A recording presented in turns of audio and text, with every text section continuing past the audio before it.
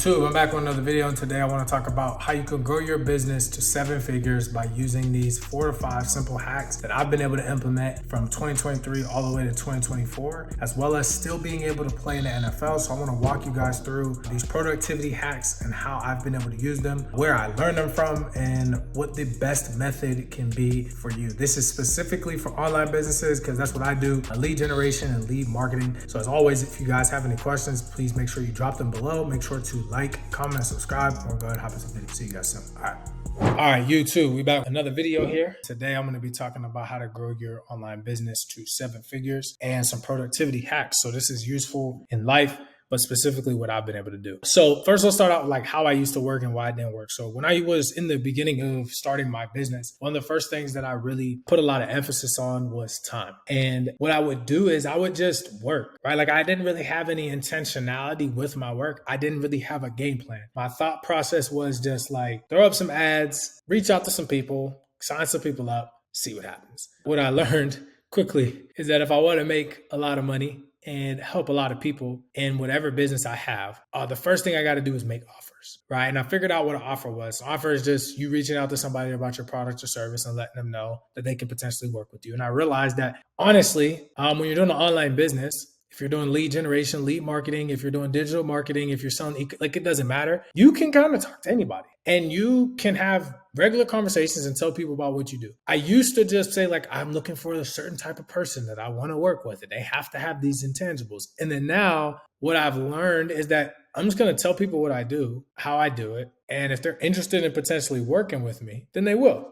And if they're not, then they won't. Doesn't really need to be more complex or confusing than that. That's how I, go about it. Now, what I used to do was that I would be so nervous to tell people about my business or what it was because I thought it was very complex. And I realized I have to figure out a way to simplify it for people. So that way, if I can simplify it, then people will be more interested. And if they're more interested, then people will potentially tell their friends and family and other individuals. Now, what I started doing that made it even better was that was just for people I'd meet when I was out and about. So I was able to get clients when I first started, right? From everywhere, like gym owners. I signed up a gym owner guy that, we brought in, 5 figures just off of one guy, which is going towards the 7-figure mark, which is cool. But it's because I started just making offers. I didn't really care who I was talking to. Now, depending on what industry you're in, like I do primarily life insurance, at least right now. So what I'm selling is not pertainable to everybody, but I will still tell everybody about it because a lot of people knew life insurance agents, people that needed the products and services that we had.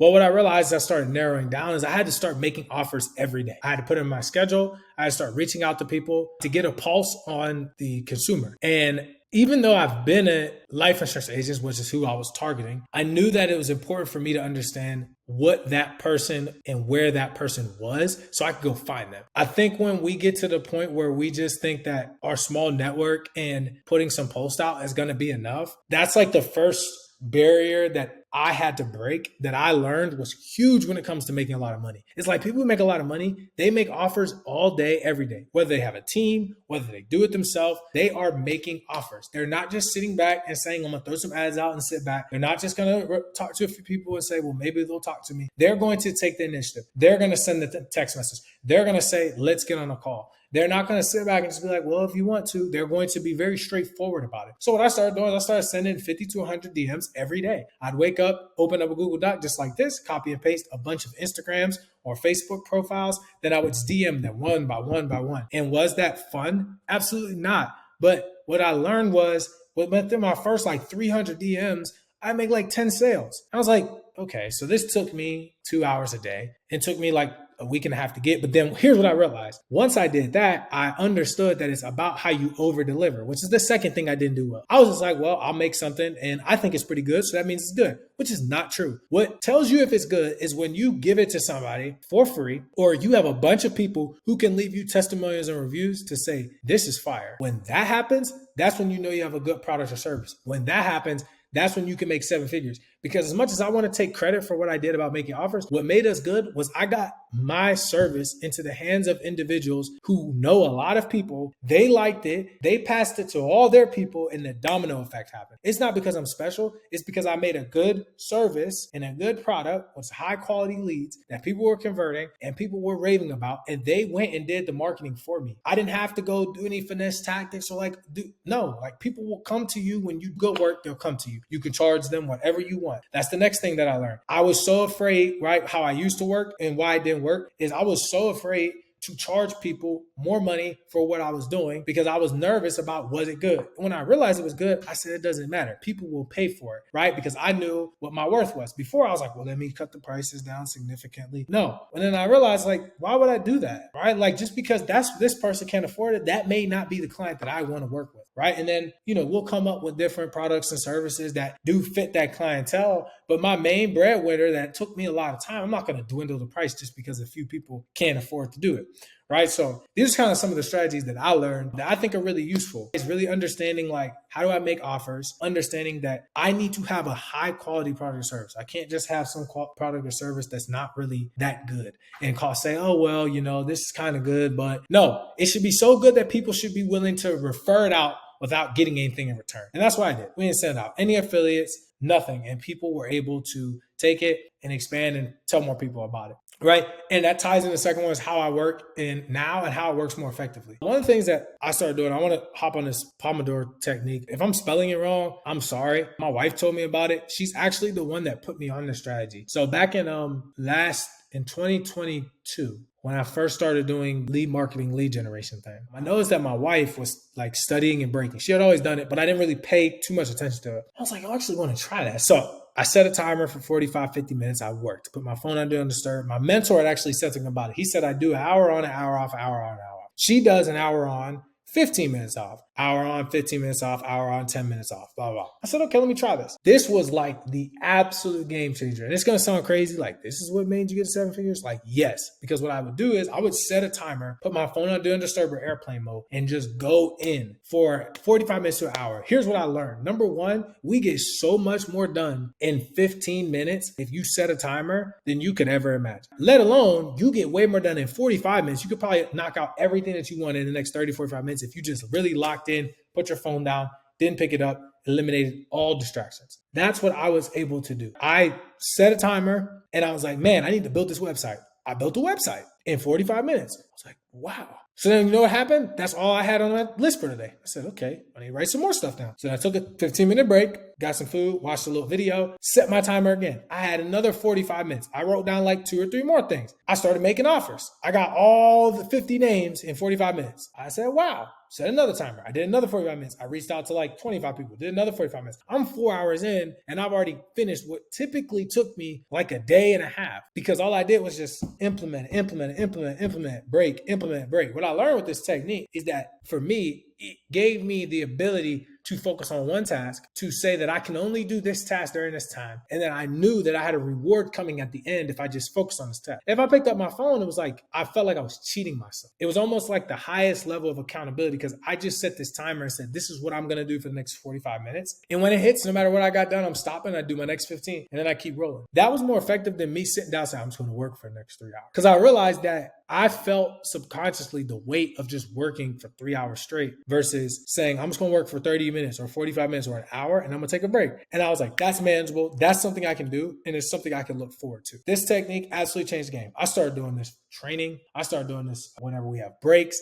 I start like whenever I think I need to do something, I'm like, all right, cool. Don't do that stuff. I set a 10-minute timer. If I feel like I'm going to sit there and eat forever and then I'm going to sit there and be on my phone for 45 minutes when I know it should take me 15, 20 minutes to eat and then get to the next thing, I'll just sit there, boom, hit the timer. And I started to implement that in all areas like of my life. Now, the reason why I say 7 figures is because what I realized my first few months when I was making like $20,000 a month until I started making 80, 90, 100K was one simple difference. How much time I was spending on certain tasks. And it was because of this technique that I didn't have to spend nearly as much time. So when 2023 came and I started really implementing this in like the spring-ish, when I got out to the USFL and we really blew up, was when I was like, yo, I got 45 minutes. I'm about to watch film for 45 minutes, take a break for 15, watch film for another 45 minutes. And then the last 45-minute block, I'm about to meet with like 2 two people, two little 15-minute meetings. And I was like, yo, I just got so much more done than I ever would. Like, I'm gonna watch film.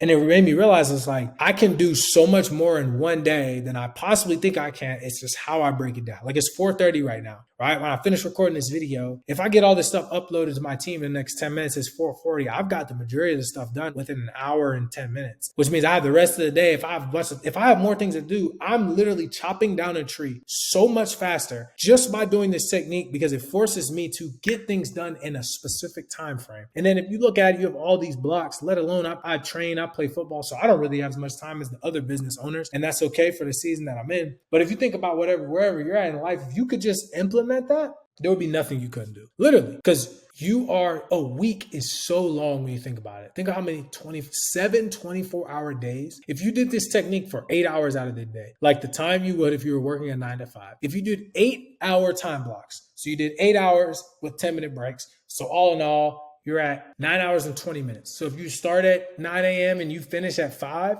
if you do that every single day with your business, 6 days a week, take one day off, you will get so much done. Like, you could probably start a business, get an EIN, like get everything set up, go to the bank, get funding, figure out how to fix. You could probably do all that in 1 week, which would take most people 2-3 months. That's what I've realized, that getting to 7 figures, becoming world-class in whatever you do, that's all people are doing. They're just better at allocating their time. That's it. They figured out how to get more out of the amount of time they have in a day than the next person has by getting things done. They don't waste time. And that's what I learned. When we made $1 million, I looked up and I was like, dang, we made $1 million? I was like, that's crazy. I didn't really think about it like that. We made a lot of money. I'm like, I know how we made a lot of money because I just locked in. So is it fancy what I just went over? No. But it's all about time allocation. Like, that's what I learned. And I'm not a multimillionaire. We didn't make $1 million in net. So I'm nowhere near there, and I'll never try to act like I'm that person. But what I can say is we did $1 million in growth. So people paid me $1 million in time. Don't matter how it was allocated on my end,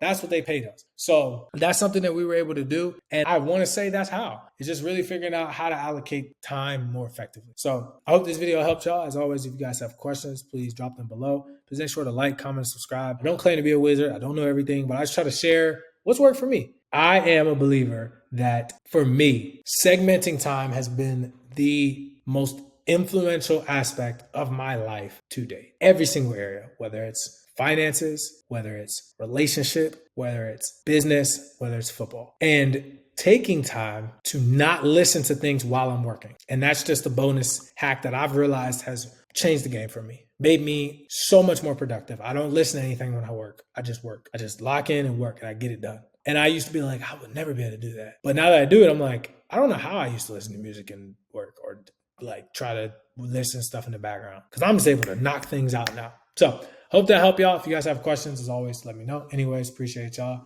And I'll see you guys next time.